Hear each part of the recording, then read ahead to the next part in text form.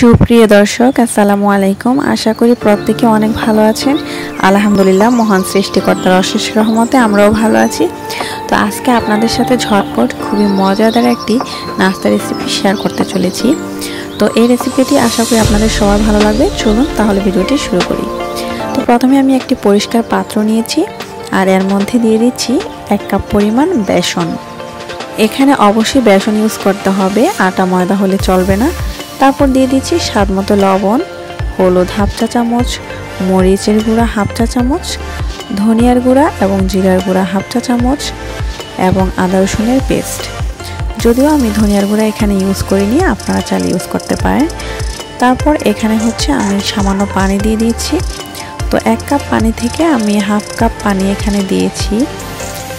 প্রয়োজন হলে আস্তে আস্তে ব্যবহার করতে হবে। তো মোটামুটি আমার ব্যাটারটা পারফেক্টভাবে তৈরি হয়ে গেছে। আমি এখানে 1 কাপ বেসনের জন্য হাফ কাপ পানি দিয়েছি আর দিয়ে দিচ্ছি কুচি করে রাখা ধনিয়া পাতা।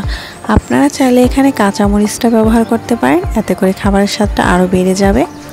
তো এই তো আমার ব্যাটারটা রেডি হয়ে গেছে। এখন চলে যাচ্ছি রান্নাঘরে।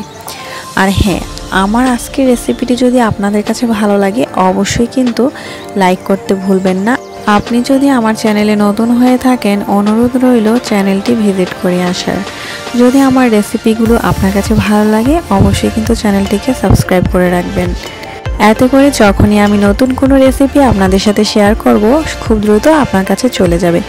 তো আমি সামান্য তেল দিয়ে তারপর ব্যাটারের মধ্যে পাউরুটিগুলোকে ভিজিয়ে তারপর এগুলোকে সুন্দরভাবে তেলে ভেজে নিচ্ছি।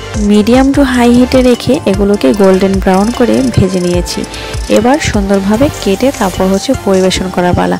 আর আমি সাইমা প্রতিদিনই চলে আসবো নতুন কোনো রেসিপি নিয়ে। আপনি যদি আমার চ্যানেলের পাশে থাকতে চান, নতুন নতুন রেসিপি পেতে চান, অবশ্যই চ্যানেলটিকে সাবস্ক্রাইব করতে ভুলবেন না। আজকের ভিডিওটি কেমন লাগলো অবশ্যই কিন্তু কমেন্ট করে জানাবেন। খোদা হাফেজ, আসসালামু আলাইকুম।